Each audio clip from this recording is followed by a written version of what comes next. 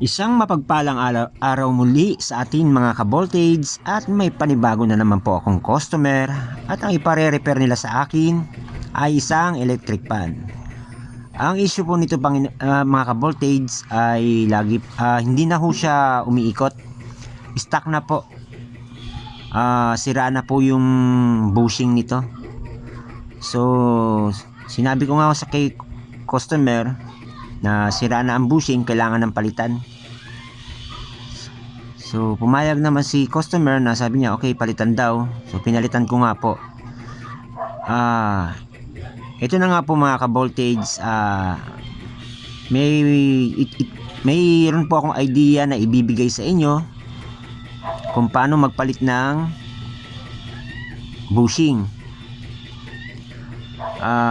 Kung halimbawa sira po ang bushing ng mga electric fan nyo, halimbawa langis kayo ng langis, tapos kaandar, tapos mga ilang oras lang sira na uli, hindi na mag-uugong na lang siya uli, hindi na gumagana.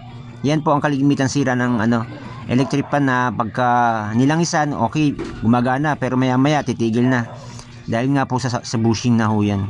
Kailangan na pong palitan hindi na ho kayang remedyohan ng langis-langis na lang. So papalitan na po talaga siya. So ganyan nga po ang pagpalit ng bushing.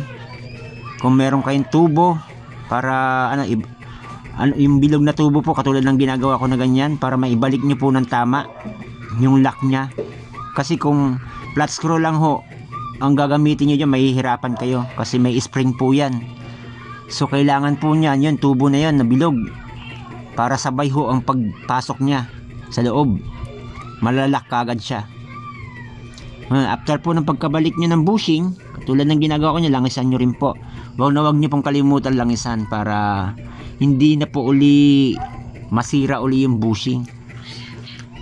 At dapat po maintenance nyo every months, every 3 months lagyan nyo po ng langis para hindi ho masira yung bushing nya.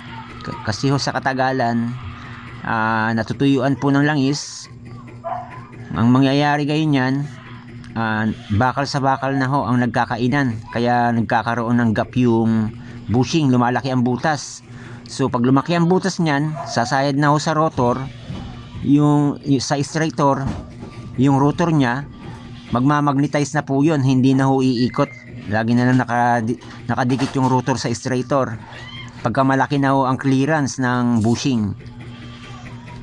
So yan nga po, pinalitan ko siya ng bushing. Tapos yung shafting po nito, ang ginawa ko dito, inusid ko lang po siya kasi may konting tama na po yung niya, pero okay, konting-konti lang naman, okay naman. Inisud ko po siya, pinokpok ko po yung puwit niyan para pumasok po yung may tama. Ayan.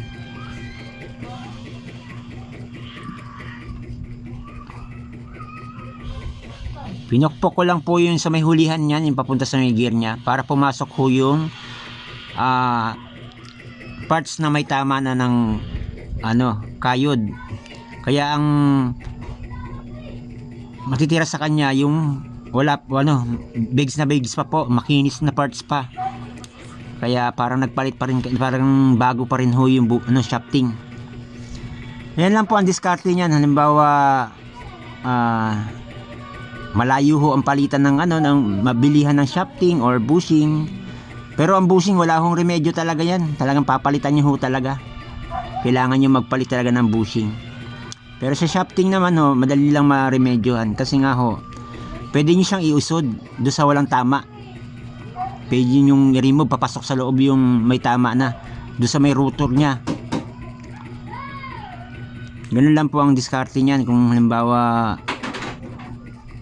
nagtitipid kayo or malayo ang bilihan ng mga ganung kasi po ako may dala po akong bushing pero wala akong dalang shafting, naubusan na ho ako. Kaya ang ginawa ko lang dyan, kinausap ko si customer kung papayag siya na ganun na lang ang gawin ko kasi malayo nga ho ang bilihan. Sabi ni customer kung tatagal naman at saka walang problema, pwede naman, sabi niya. Kaya yun lang po ang ginawa ko para hindi na ho ako pumunta ng malayo para bumili pa ng shafting. Dahil bushing nga lang ho ang natira kong dala-dala na bushing, na mga bagong bushing. Ang shafting lang ang wala talaga, kaya ginawan ko ng remedyo na lang po yung shafting niya. Kaya okay naman po siya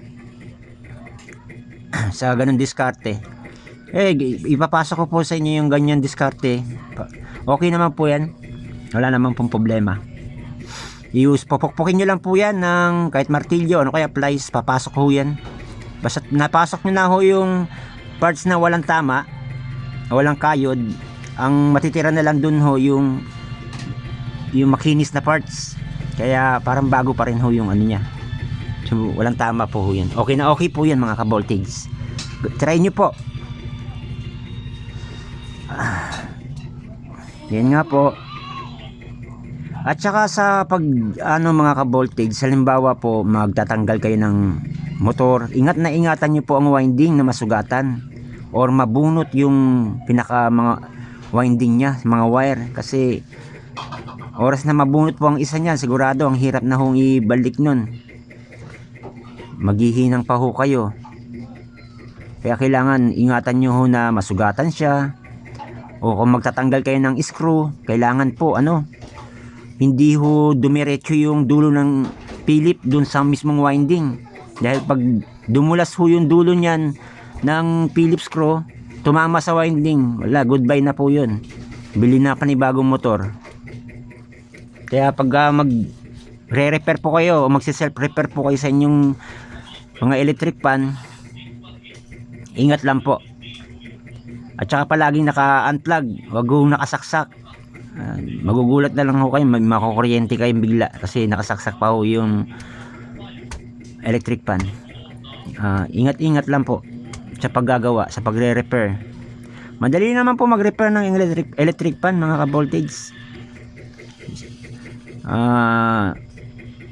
Isa na may matutunan na po kayo. Kumbaga parang libangan nyo na lang din ho, parang mas nakakaaliw din ho gumawa, mag-repair ng ganito pag sarili nyong gamit. So mga ka-voltage, yan na po, gumandar na po siya. Wag nyo pong kalimutan muling paki-like and share and follow po ang page ko, Thunderbolts, para updated po kayo sa mga bagong content na ipopost ko o i-upload ko. Maraming salamat po muli and God bless po sa ating lahat.